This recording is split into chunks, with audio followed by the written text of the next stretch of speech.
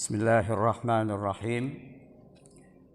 Ayuhal asatidzah al-muhtaramun, ayuhal hujjaj, ayuhal khudurul kiram, uhayyikum bi tahiyyatil islam, tahiyyatan min indillahi mubarakatan thayyibah. Assalamu alaikum warahmatullahi wabarakatuh. Innal hamdalillah wassalatu wassalamu ala Rasulillah wa ala alihi wa sahbihi wa man nasarahu wa wala, amma ba'du. Rabbi shrah li sadri wa yassir li amri wa hlul 'uqdatam min lisani yafqahu qawli.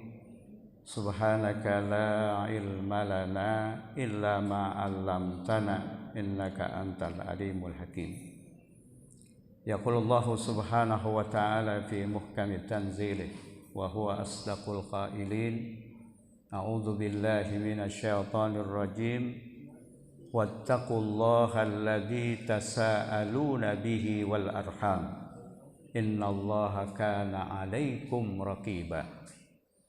Wa qala rasuluhu sallallahu alaihi wasallam, man kana yu'minu billahi wal yaumil akhir falyukrim dhaifahu, wa man kana yu'minu billahi wal yaumil akhir falyasil rahimahu, wa man kana yu'minu billahi wal yaumil akhir falyakul khairan aw liyasmut. Shadaqallah wa shadaqa rasuluhu sallallahu alaihi wasallam.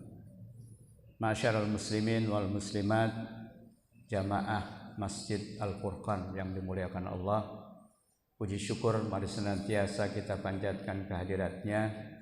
Alhamdulillah, kita telah dianugerahi nikmat yang begitu banyak, terutama nikmat iman dan Islam, nikmat sehat walafiat, serta nikmat taufik dan hidayahnya, sehingga pada pagi hari ini kita dapat memulai kehidupan kita dengan beribadah kepadanya, dengan melaksanakan salat subuh berjamaah, dan kita lanjutkan untuk melakukan kewajiban yang lain, yaitu thalabul ilmi. Mudah-mudahan kehadiran kita mendapat ridha Allah Subhanahu wa taala serta mendapatkan ilmu yang bermanfaat. Salawat dan salam semoga Allah melimpahkan kepada panutan kita, junjungan kita, qudwah kita, suri tauladan kita, baginda Rasulullah sallallahu alaihi wasallam. Mudah-mudahan Allah memberikan kemudahan kepada kita semua untuk dapat mencontoh dan meneladani beliau dalam berbagai aspek kehidupan, baik dalam beribadah maupun dalam bermuamalah. Karena hanya dengan mengikuti sunnah-sunnahnya lah kita akan mendapatkan kecintaan dan keridhaan Allah Subhanahu wa taala, dan itulah yang menjadi dambaan kita semua sebagai orang-orang yang beriman. Masyaallah muslimin wal muslimat, jamaah yang dimuliakan Allah Subhanahu wa taala, masih dalam suasana Idul Fitri 1443, saya mengucapkan taqabbalallahu minna wa minkum wa ja'alana minal aidin wal faizin wa kullu amin wa antum bi khair. Semoga Allah menerima seluruh rangkaian ibadah kita selama bulan Ramadan, dan mudah-mudahan Allah menjadikan kita orang yang kembali kepada fitri, dan mudah-mudahan Allah menyelamatkan kita dari siksa api neraka dan dimasukkan ke dalam surganya, dan mudah-mudahan Allah memberikan panjang umur, sehat walafiat, sehingga sepanjang tahun kita dalam keadaan baik dan bisa bertemu dengan Ramadan yang akan datang. Amin ya rabbal alamin. Mohon maaf lahir dan batin. Para jamaah sekalian, pada pagi hari ini kita akan membahas tentang hakikat silaturrahim, atau kalau dalam bahasa Indonesia kita sebut dengan silaturrahmi. Ini dua istilah yang jangan dipertentangkan. Kalau silaturrahim itu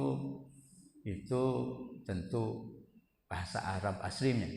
Sebagaimana hadis yang saya kutip tadi, Rasulullah sallallahu alaihi wasallam bersabda, man kana yu'minu billahi wal yaumil akhir falyukrim dhaifahu.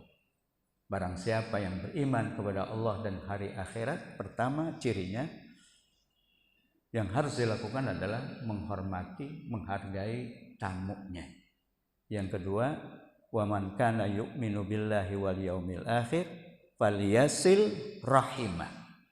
Bukan falyasil rahmihi, tapi falyasil rahimah.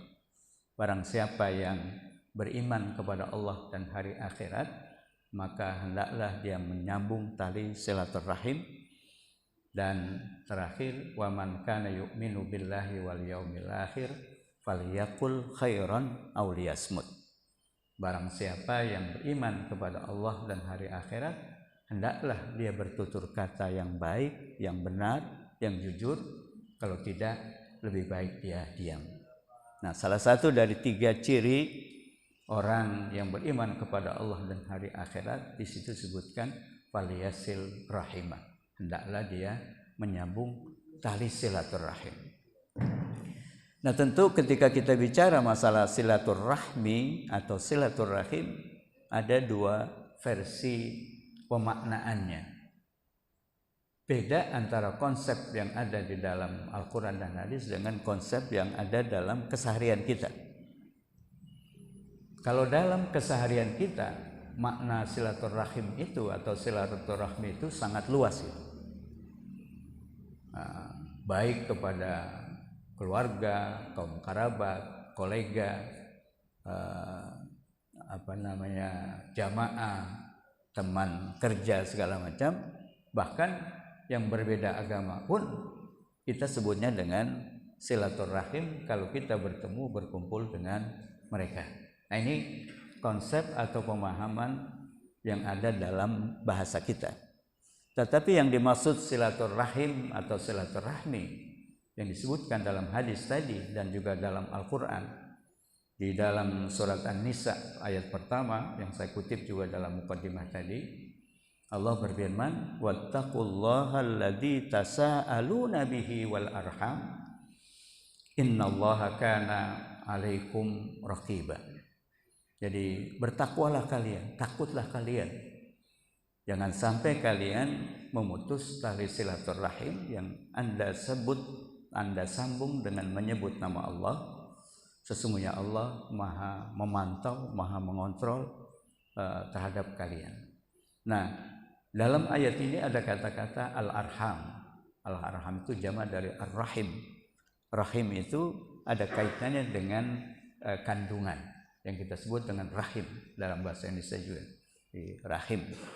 Nah, jadi yang dimaksud silaturahim atau silaturahmi di dalam konsep Al-Quran atau hadis, yaitu hum aqaribur rajuli nafsihi ka ummihi wa abihi wa ummihi wa ibnihi aw ibnatihi wa la yadkhulu fi dzalika aqaribuz zawj aw az-zawjah fa haula'i yuhsanu ilaihim lakin laisu arhaman wa innamahum ashab. Jadi silaturahim dalam konsep Islam itu didefinisikan, dijelaskan adalah mereka yang ada kaitannya dengan seorang, baik itu kaitan seorang laki-laki kepada orang yang dekat kepada dia, ke atas, ke bawah, ke samping.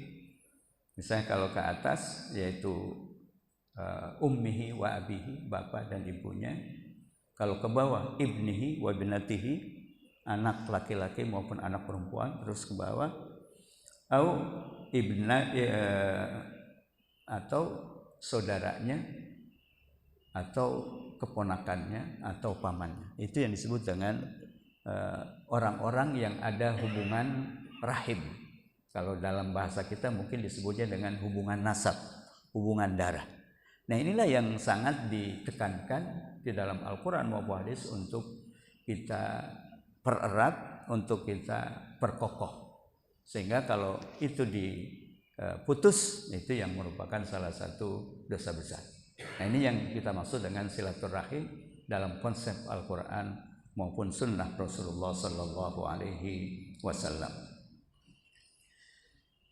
Nah, para jamaah sekalian, banyak ayat-ayat Al-Quran dan hadis Rasulullah SAW yang menjelaskan tentang pentingnya silaturahim ini, atau silah itu artinya dari wasola, yasilu, silatan.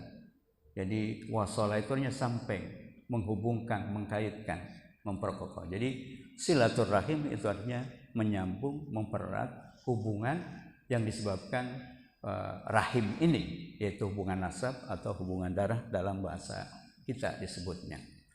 Dan ini juga salah satu bukti anak bakti kepada kedua orang tuanya di saat dia mau mempererat hubungan nasab tersebut. Kita sering mendengar hadis Rasulullah SAW yang ada dialog antara seorang sahabat dari kaum Ansar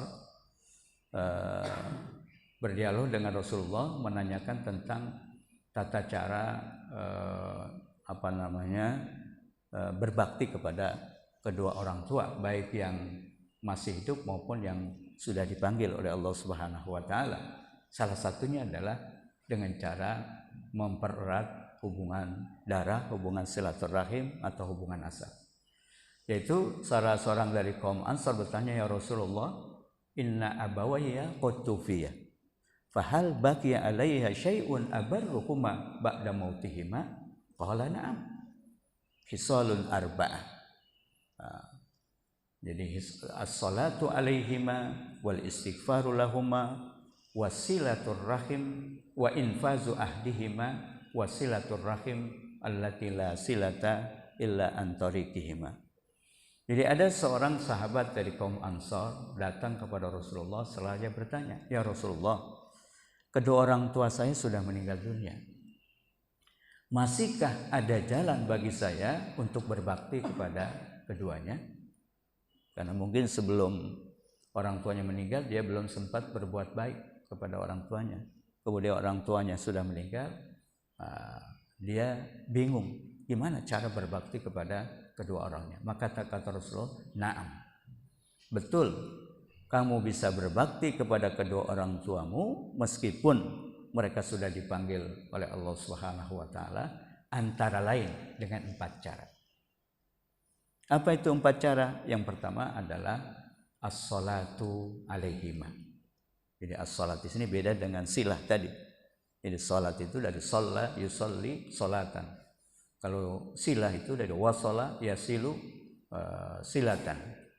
Jadi yang dimaksud dengan as-salatu alaihima, salat tentu di dalam bahasa Arab maknanya secara harfiah atau etimologi adalah ad-du'a.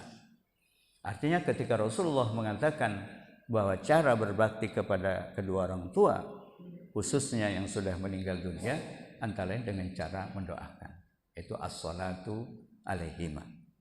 Ya, dan itu sudah pasti Allah Subhanahu wa taala mengajarkan kepada kita dalam Al-Qur'an cara berbakti. Wa qul lahuma qaulan karima wakhfid lahuma janahad dzulli minar rahmah wa qur rabbirhamhuma kama rabbayani shaghira. Itu doa yang diajarkan langsung oleh Allah agar kita sering panjatkan kepada Allah, yaitu rabbirhamhuma kama rabbayani shaghira. Ya Allah, berilah kasih sayang kepada keduanya sebagaimana mereka mendidik kami di waktu kecil. Nah, itu doa yang maksur yang tidak boleh kita tinggalkan setiap saat, terutama pada sholat fardu, agar kita masuk kategori anak yang berbakti kepada kedua orang tua, yaitu seraya berdoa seperti yang diajarkan oleh Allah. Bisa dengan teks aslinya tadi, rabbirhamhuma kama rabbayani shaghira, atau Allahumma ighfir lana dzunubana wa liwalidayna warhamhuma kama rabbayana shighara. Kalau kita banyak orang ada yang mengaminkan. Nah, itu yang pertama. Yang kedua adalah wal istighfaru lahuma. Cara bakti kepada kedua orang tua adalah memperbanyak istighfar. Istighfar itu dari ghafara. Jadi kalau ghafara mengampuni, kalau istighfar itu artinya minta ampun. Nah, mohon ampun. Nah, istighfar. Terus masdarnya adalah istighfar. Itu memohon ampun kepada Allah. Lahuma buat keduanya. yaitu kedua orang tua kita. Makanya selalu kita ba'da sholat itu, di samping kita beristighfar untuk diri kita, mohon ampun kepada Allah terhadap kesalahan kehilapan kita, juga kita mohon ampun kepada Allah atas kesalahan kehilapan kedua orang tua kita. Maka selalu kita diajarkan oleh para ulama untuk beristighfar, astaghfirullahalazim li wali walidayya wali ashabil huquqi alayya wali jami'il muslimina wal muslimat wal mu'minina wal mu'minat al ahya'i minhum wal amwat. Itu udah lengkap sekali, yang artinya astaghfirullahalazim li wali walidayya, ya Allah yang maha agung, aku mohon ampun kepadamu dari kesalahan kehilapan dosaku, wali walidayya, dan juga kesalahan kehilapan dosa kedua orang tuaku. Kemudian kita libatkan juga wali ashabil huquqi alayya, orang yang pernah berjasa, punya hak kepada kita, guru-guru kita, sahabat kita, kerabat kita, tetangga kita, jamaah kita yang pernah menolong membantu kita, maka itu juga kita mohonkan ampun kepada Allah. Setelah itu baru umum, wali jami'il muslimina wal muslimat wal mu'minina wal mu'minat al ahya'i minhum wal amwat. Nah, itu cara yang kedua, kita berbakti kepada kedua orang tua.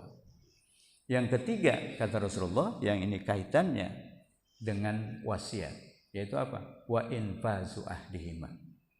Salah satu cara berbakti kepada kedua orang tua, baik yang masih hidup maupun yang sudah dipanggil oleh Allah, yang ketiga adalah dengan cara kita melaksanakan wasiat-wasiatnya. Wasiat bisa dalam bentuk materi, itu menjadi suatu kewajiban, harta benda misalnya.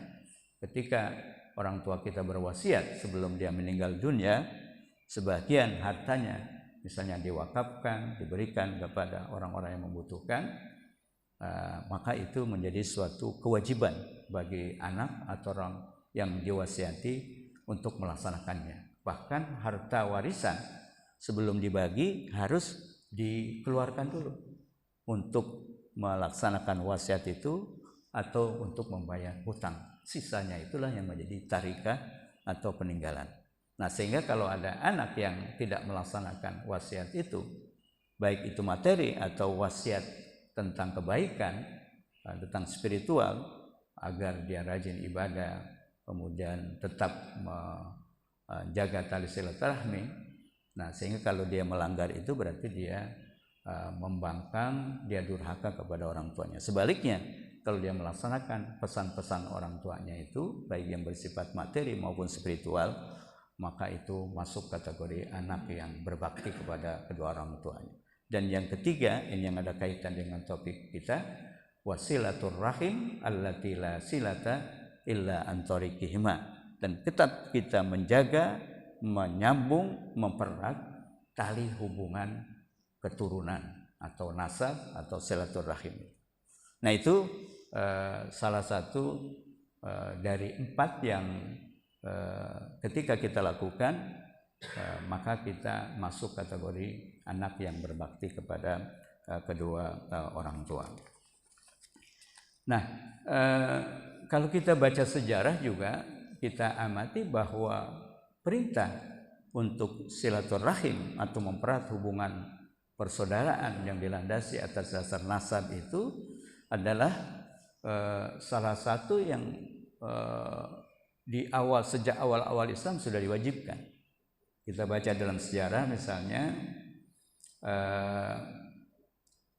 bahwa dalam hadis Sahih Bukhari dan Muslim ada sebuah kisah di mana Abu Sufyan, salah seorang dari sahabat Nabi itu pernah bertemu dengan seorang imperator Imperium Bizantium, yaitu Roma, yang bernama Heraklius. Ketika Heraklius bertanya kepada Abu Sufyan, "Pamaza ya'murukum?" Nabi yang kamu yakini itu, kata Heraklius kepada Abu Sufyan, apa yang beliau atau dia perintahkan kepadamu? Yakni maksudnya Nabi SAW. Maka Abu Sufyan menjelaskan kepada Heraklius, fayaqul u'budullaha wa la tusyriku bihi syai'an. Yang pertama kata Abu Sufyan kepada Heraklius, yang diperintahkan kepada kami para sahabatnya adalah agar kalian menyembah kepada Allah dan tidak menyekutukannya dengan apapun. Itu yang kita sebut dengan tauhid yang pertama. Kemudian watruku ma yaqulu abaukum. Kemudian yang kedua, tinggalkan apa yang diucapkan oleh nenek moyang kalian apabila tidak selaras, tidak sesuai dengan Al-Quran maupun Sunnah. Kemudian wa ya'muru bis salati was sidqi wal afafi was silati. Nah, itu kata kunci yang terakhir. Dan juga beliau, maksudnya Nabi Muhammad itu memerintahkan kepada sahabatnya untuk melaksanakan sholat, jujur, apik, dan juga wasilah, menyambung tali silaturahim. Ini hadis ada dalam kitab Sahih Bukhari maupun Sahih Muslim, artinya hadis sahih. Nah, di situ kita melihat bahwa ketika Heraklius bertanya kepada sahabat yang bernama Abu Sufyan itu tentang apa misi atau risalah yang diemban oleh baginda Rasul, beliau menyebutkan di samping tadi mentauhidkan Allah, membuktikan tauhid itu dengan ibadah salat, berlaku jujur, berlaku apik, tidak sembrono, dan juga menyambung tali silaturahim. Nah, para jamaah sekalian, kita juga sering mendengar hadis Rasulullah SAW yang menjelaskan tentang fadilah dan keutamaan menyambung tali silaturahim. Hadis yang diriwayatkan oleh Imam Bukhari, Imam Muslim, hadis sahih, yaitu man sarrahu an yubsata lahu fir rizqihi aw yunsa'alahu fi atharihi falyasir rahimah.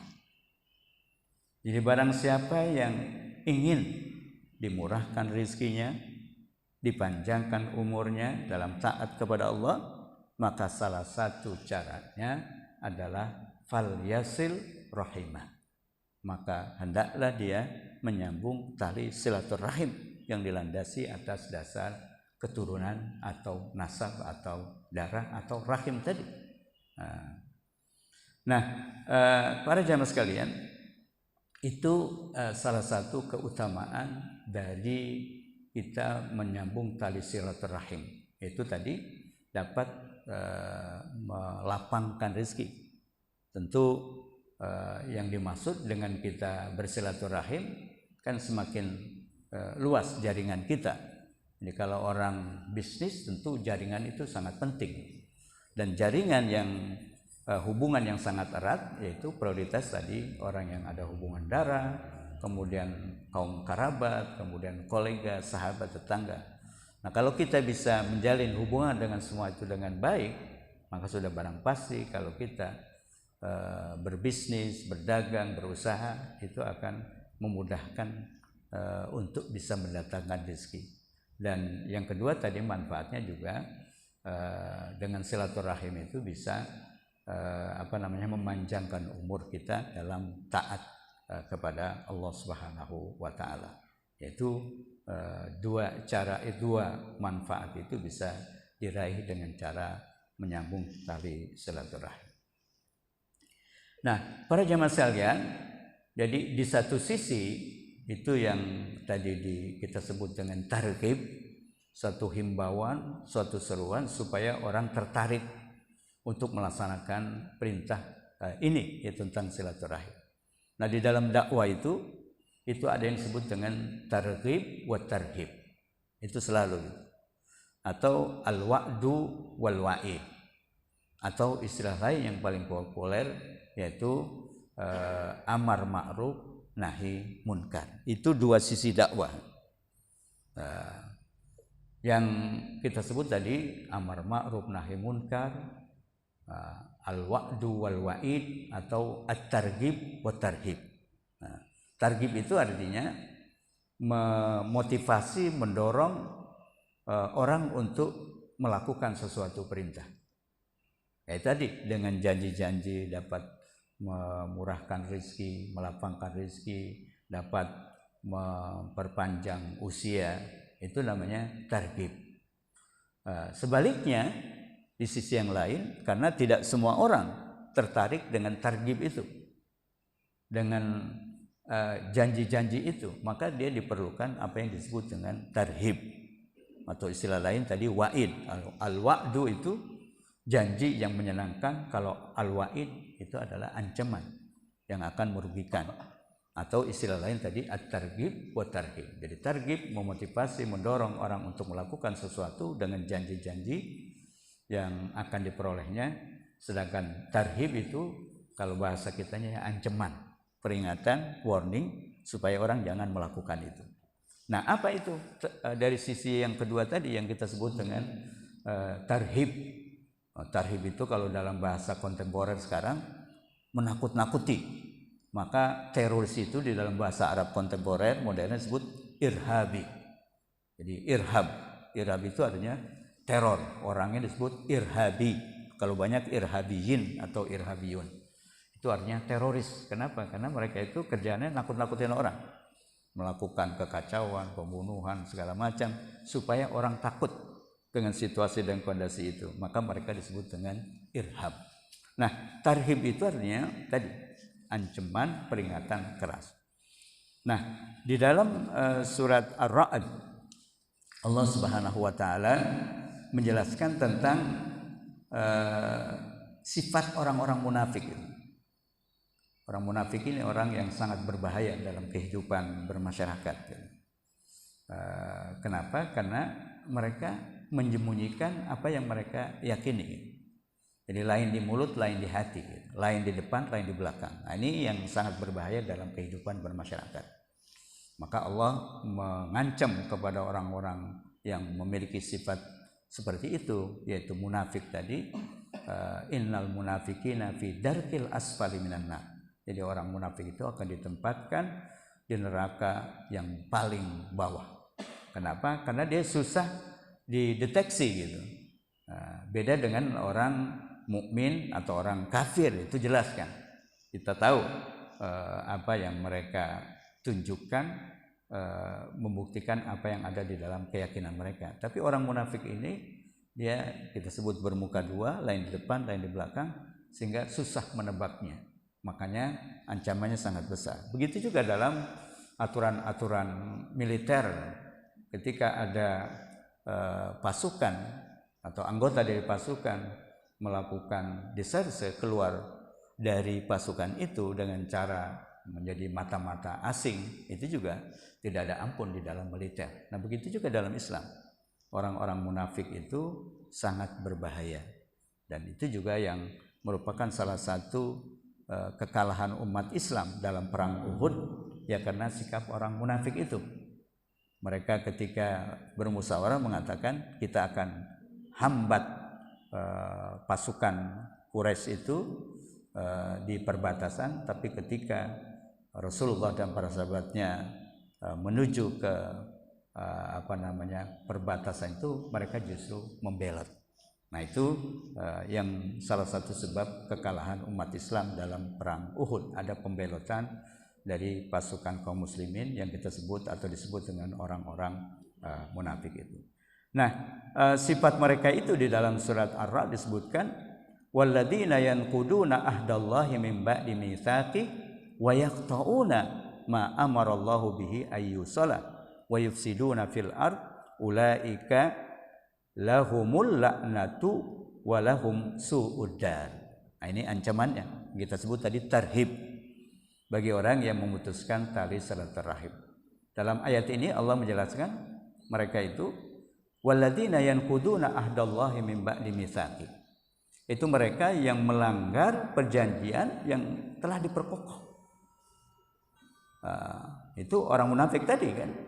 Sudah janji untuk bertempur di medan laga, tapi kemudian membelot itu.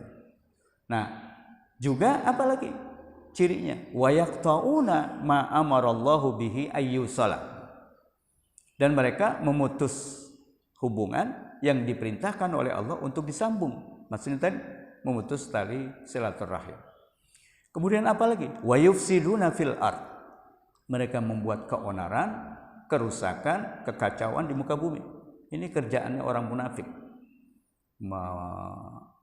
melanggar janji yang telah disepakati, kemudian memutus tali hubungan persaudaraan yang didasari atas dasar rahim, nasab, darah.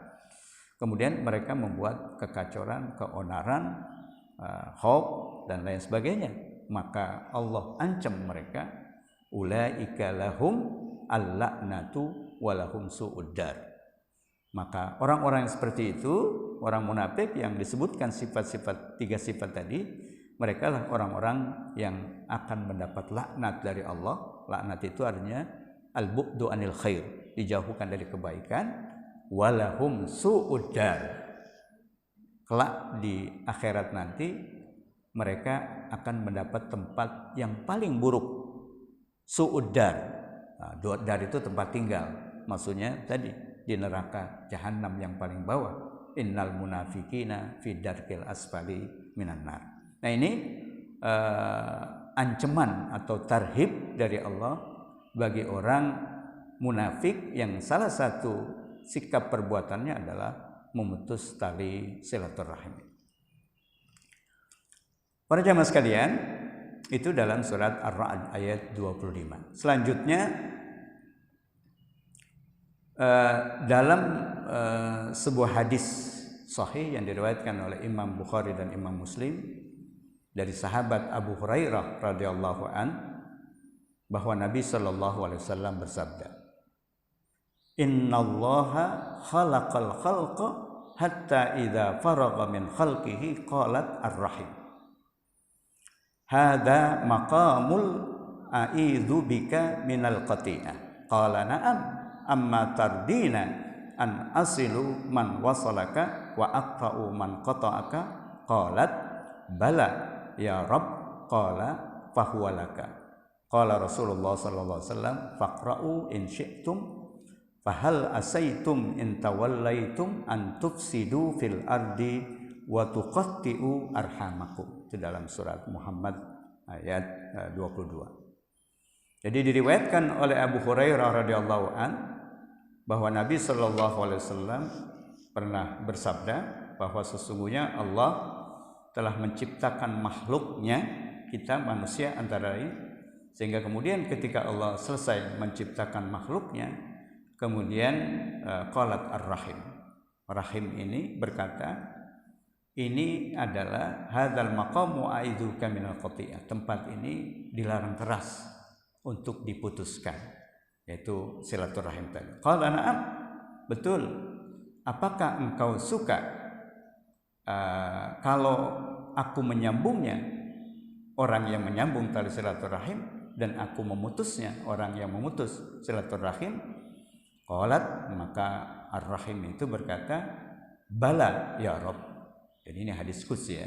Jadi betul wahai Tuhanku, aku mau kalau orang yang menyambung tali silaturahim engkau sambungkan kepadamu, dan sebaliknya orang yang memutus tali silaturahim engkau akan memutuskan dia dengan engkau.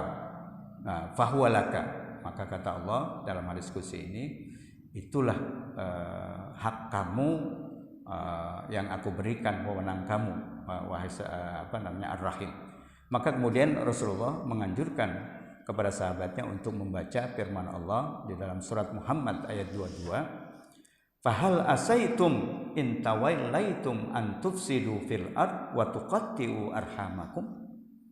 Nah, ini suatu peringatan dari Allah. Jadi apakah kalian ketika berkuasa, ketika mendapat jabatan di muka bumi ini, dalam kehidupan ini, kemudian kalian melakukan keonaran di muka bumi dan kalian memutus tali silaturahim? Ini pertanyaan yang tidak perlu dijawab.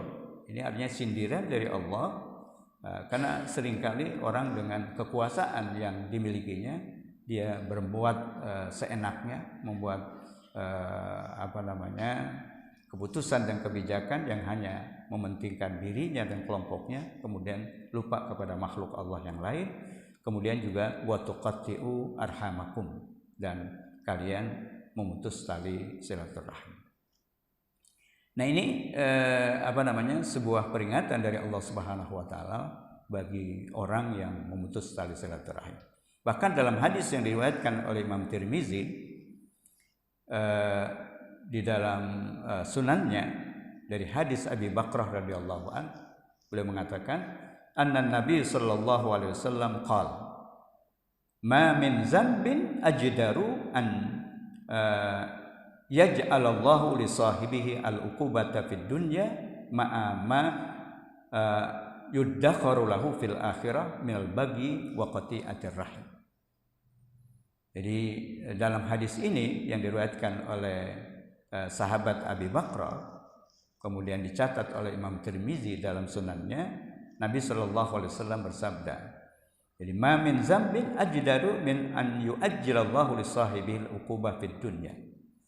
Jadi tidaklah ada satu dosa yang balasannya atau siksanya itu segera dipercepat oleh Allah kepada orang yang melakukannya di dunia ini, selain apa yang nanti akan diberikan siksa itu kepadanya di akhirat, yaitu apa? Minal baghi wa qati'atir rahim. Salah satu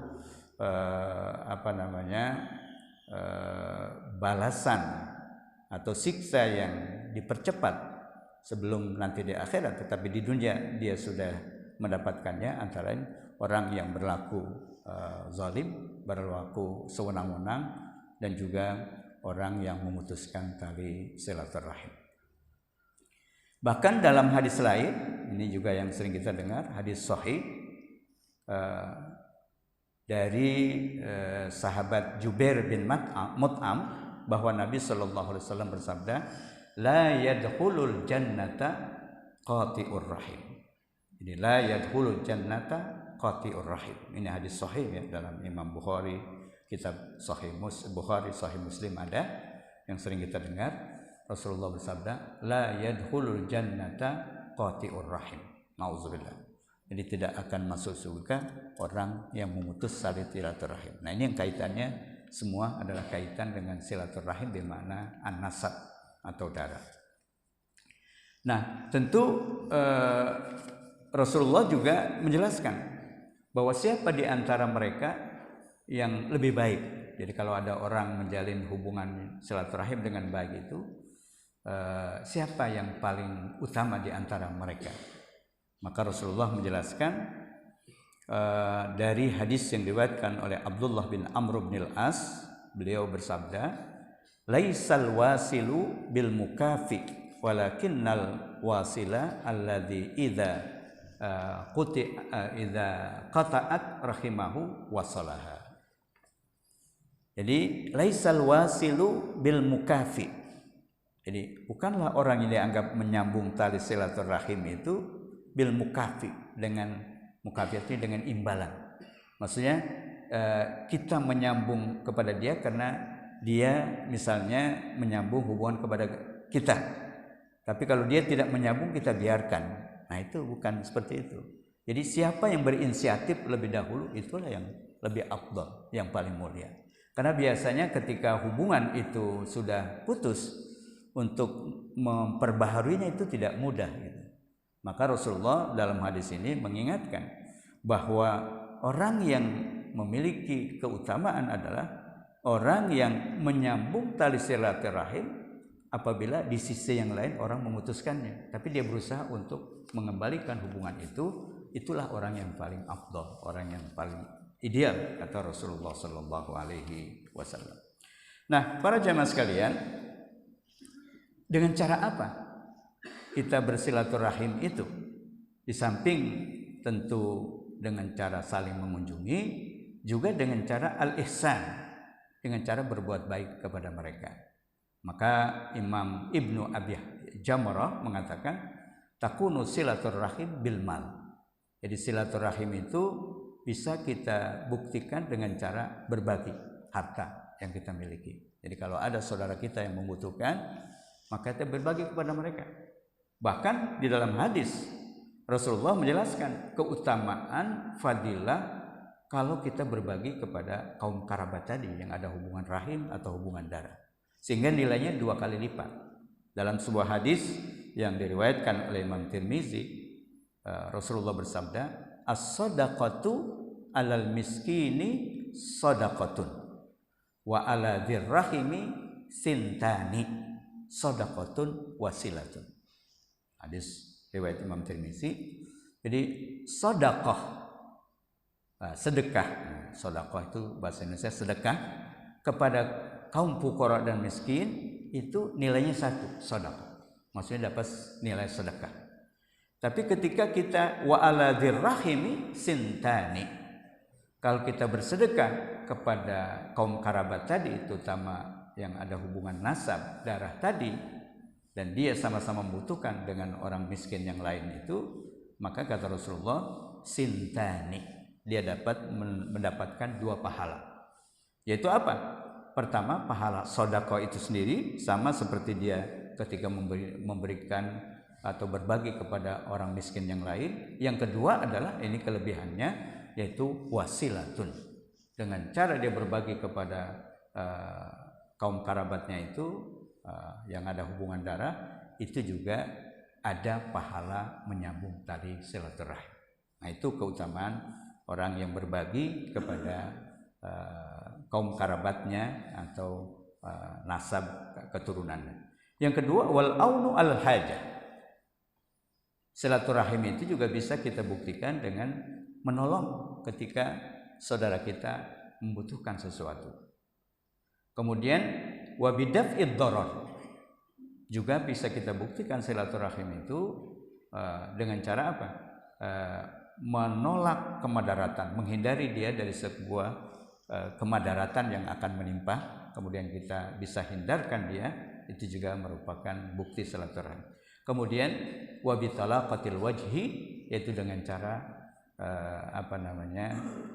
wajah yang ceria ketika kita bertemu dengan mereka, tidak dengan wajah yang muram, wajah yang masam. Kemudian juga wabid doa, yaitu dengan cara berdoa kepada Allah Subhanahu wa taala. Hadirin jamaah yang dimuliakan oleh Allah Subhanahu wa taala, sebagai akhir dari kajian kita pada pagi hari ini, pertama bahwa silaturahim yang kita maksud, meskipun secara harfiah artinya menyambung hubungan kepada orang lain, tetapi secara Islam yang dimaksud dan yang sangat ditekankan silaturahim artinya menyambung hubungan persaudaraan yang disebabkan oleh rahim atau nasab atau keturunan, yaitu hubungan seorang ke atas kepada orang tuanya, ke bawah anak cucunya, ke samping kepada saudaranya dan pamannya. Dan dari beberapa ayat tadi dan hadis Rasulullah menunjukkan bahwa menyambung tali silaturahim itu merupakan suatu kewajiban, dan sehingga kalau kita lakukan itu mendapat pahala yang besar. Bahkan tadi menjadi bukti anak berbakti kepada orang tuanya, antara lain dengan dia menjaga, mempererat hubungan nasab yang disebabkan oleh adanya kedua orang tua itu.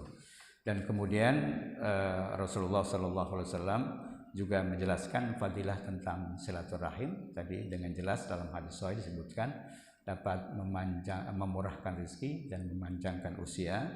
Dan kemudian ancamannya tadi, orang-orang yang memutuskan tali silaturahim, mereka akan mendapat laknat dari Allah, artinya jauh dari rahmat Allah, dan mereka di akhirat nanti akan ditempatkan di tempat yang hina dina, yaitu neraka jahanam yang paling bawah.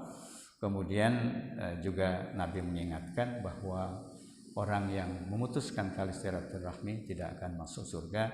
Dan terakhir, orang yang paling afdal adalah orang yang berinisiatif terlebih dahulu untuk memperkuat, menjalin, mempererat hubungan darah atau hubungan nasab yang yang mungkin retak, yang mungkin tidak harmonis. Kemudian dia melakukan inisiatif untuk menjalin itu, maka dia akan menjadi orang yang paling mulia. Dan silaturahim itu bisa kita lakukan tadi dengan berbagai cara, dengan materi, dengan menolong, tentang menghindari dia dari kecelakaan yang mungkin terjadi, dan juga dengan cara mendoakan mereka. Saya kira itu para jamaah sekalian kajian kita pada pagi hari ini. Barangkali kalau masih ada waktu dipersilakan, ada yang mau bertanya atau berkomentar tentang apa yang disampaikan, silakan.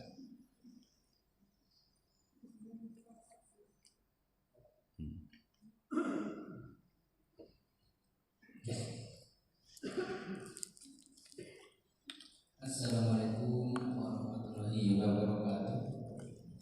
Waalaikumsalam warahmatullahi wabarakatuh. Berkaitan dengan tema hari ini tentang silaturahim, ada dua hal yang ingin saya tanyakan kepada Kiai. Yang pertama, sesuai dengan tradisi bangsa Indonesia ini, terutama orang Timur ini, bahwa kebiasaan inisiatif itu dari yang muda ke yang tua. Apakah di sini tidak berlaku seperti itu? Yang pertama. Yang kedua, silaturahim yang kaitannya dengan rahim tadi, apakah berlaku juga bagi saudara kandung atau yang ada hubungan dengan darah tadi yang berbeda akidah atau katakan yang meninggalkan Allah? Satu itu aja. Terima kasih atas penjelasannya. Assalamualaikum warahmatullahi wabarakatuh. Waalaikumsalam warahmatullahi wabarakatuh. Yang pertama tadi dengan tradisi atau kebiasaan di dalam masyarakat kita Indonesia, di mana misalnya yang berinisiatif untuk menyambung atau mempererat hubungan itu biasanya dari kalangan yang lebih muda usianya kepada yang lebih tua gitu. Nah, kalau kita melihat hadis tadi, ya jelas di situ tidak dibedakan gitu. Siapa yang lebih dahulu berinisiatif, itulah orang yang paling mulia. Masuk kategori orang yang paling afdal tadi, baik yang muda ataupun yang tua gitu. Ya, meskipun misalnya di dalam Islam juga ada ajaran bahwa yang tua menyayangi yang muda dan yang muda menghormati yang tua. Nah, itu sehingga dari situ jelas bahwa baik yang muda maupun yang tua, di saat dia berinisiatif untuk melakukan perbaikan hubungan yang barangkali tidak harmonis, yang retak, maka dialah yang masuk kategori orang yang tadi yang dimaksud dengan al-wasil, yang berinisiatif untuk menyambung tali silaturahim. Nah, itu yang pertama. Yang kedua, apakah masuk kategori juga yang sangat dianjurkan di dalam ayat tadi, itu menjalin hubungan yang mesra, yang baik kepada saudara-saudara kita senasab, sedarah, seketurunan, serahim tadi yang beda agama. Nah, ini jadi kalau kita lihat bagaimana yang dijelaskan di dalam Al-Quran dalam surat Luqman, ada ayat yang menjelaskan bagaimana kita bisa berinteraksi, bergaul dengan orang tua kita yang beda agama. Di dalam rangkaian surat Luqman itu kan, ya bunayya wa wassaynal insana biwalidayhi hamalathu ummuhu wahnan ala wahnin wa fisaluhu fi amain anishkurli wa liwalidayka ilayyal masir wa in jahadaka ala an tusyrika bima laysa laka bihi ilmun fala tuti'huma wa sahibhuma fid dunya ma'rufa. Ini kaitannya dengan interaksi kita dengan orang tua kita yang beda agama. Nah, kalau mereka jahadaka an tusyrika bima laysa laka bihi ilmun fala tutihima. Kalau mereka berusaha untuk menarik kita kepada keyakinan mereka, maka kata Allah fala tutihuma. Jangan kau taati, jangan kau ikuti. Tapi wasahibhuma fid dunya ma'rufa. Nah, ini kata kuncinya. Tetapi bergaulah dengan mereka, yaitu kedua orang tua kamu yang beda agama itu, dengan cara yang baik, tutur kata, sikap, perilaku, segala macam, memperlakukan itu dengan baik. Itu kepada kedua orang tua yang tentu sangat erat hubungannya dengan rahim tadi kan. Nah, tentu itu bisa dikaitkan, bisa dianalogikan, bisa dikiaskan dengan saudara gitu. Artinya apa? Bahwa meski kita berbeda agama dengan saudara kita, seperti halnya tadi beda agama dengan orang tua kita misalnya, Maka dalam interaksi, berhubungan, bermuamalah dalam kehidupan dunia ini tetap kita harus saling menghargai, termasuk saling menghormati, termasuk berbagi gitu. Tapi kalau dia mengajak, itu yang tadi fala tutihuma wasahibuhuma fid dunya ma'rufa. Yang kita ikuti siapa? Wattabi sabila man anaba ilayya summa ilayya marji'ukum fa unabbi'ukum bima kuntum ta'malun. Ikutilah orang yang sama dengan keyakinan dengan kita, karena ingatlah bahwa sesungguhnya kita akan dikembalikan kepada Allah Subhanahu wa taala. Saya kira itu, wallahu a'lam bishawab. Ada lagi? Ya, ini. Ya, Waalaikumsalam warahmatullahi wabarakatuh.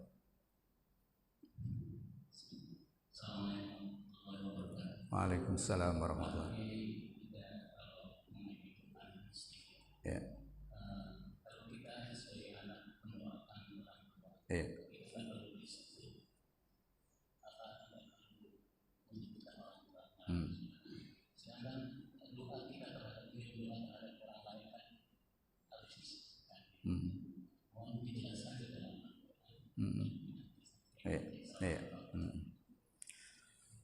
Iya. Jadi ketika kita berdoa kepada orang tua kan, otomatis kalau kita bilang Rabbighfirli wali walidayya warhamhuma kama rabbayani shaghira. Itu sudah automatically ya yang dimaksud orang tua kita tanpa kita menyebut namanya kan. Kenapa ya? Rabbighfirli wali walidayya, kedua orang tuaku kan. Otomatis ya kedua orang tua kita tanpa kita harus menyebut nama, ya sudah cukup itu. Nah biasanya kita, apalagi di kalangan masyarakat umum, biasanya kalau nggak disebut namanya kurang puas gitu kan, sehingga kadang-kadang dalam sebuah acara itu semua di absen gitu kan. Nah, ya memang dengan menyebut itu ya lebih spesifik gitu kan, lebih spesifik, meskipun di dalam Al-Quran yaitu tidak ada anjuran untuk menyebut nama. Bahkan kita tadi misalnya menyebut secara global, secara umum.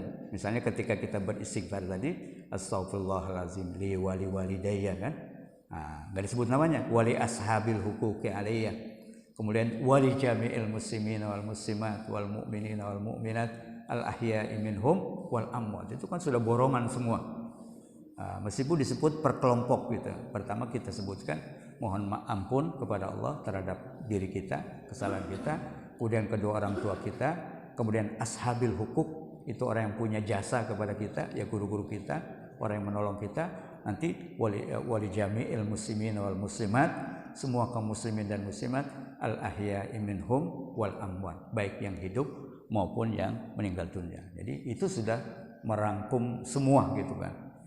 Termasuk tadi paling ujung orang-orang yang beriman yang hidup maupun mati. Begitu juga dalam Al-Quran ada doa yang kita baca di dalam sholat jenazah. Saya lupa itu. Dalam jenazah bagian akhir. Rabbana ighfir lana wal ikhwanina alladziina sabaquna bil iman kan. Wala taj'al fi qulubina ghillan lil ladzina amanu rabbana innaka raufur rahim.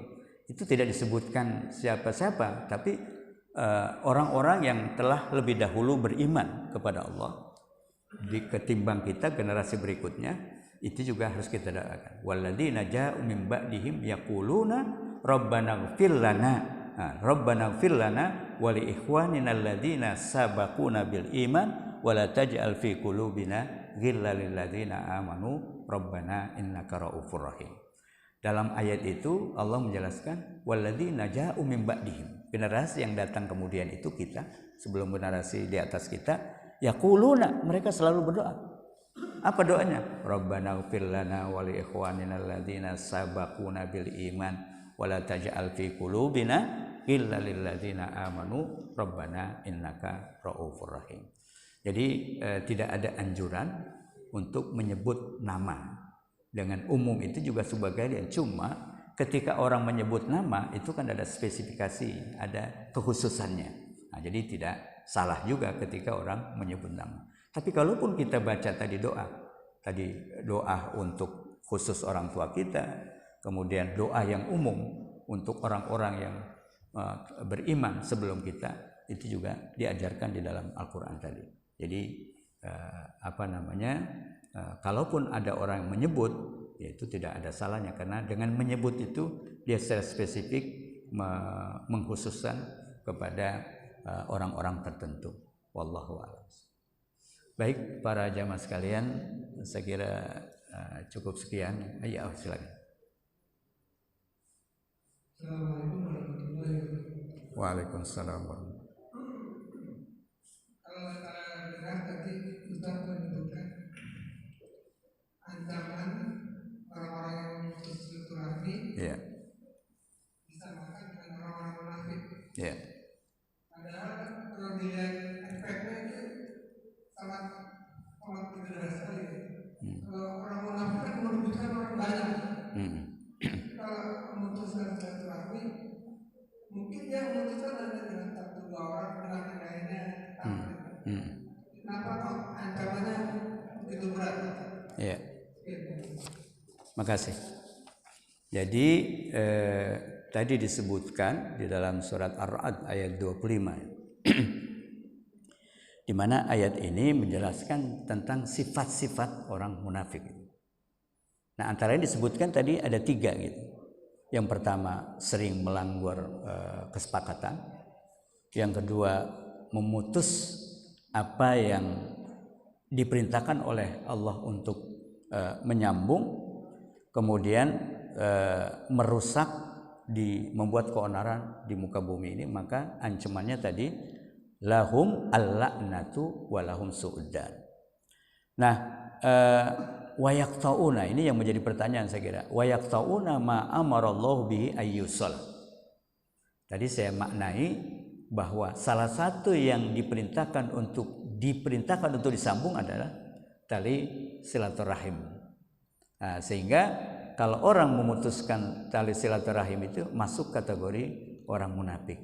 Nah, maka ini juga bisa ditafsirkan yaqtauna ma amarallahu bihi, itu adalah hubungan antar makhluk, antara orang-orang beriman. Itu juga diperintahkan kan, untuk kita sambung hubungan itu, yang maka dalam istilah kita ada ukhuwah Islamiyah kan. Innamal mu'minuna ikhwatun fa aslihu baina akhawaikum.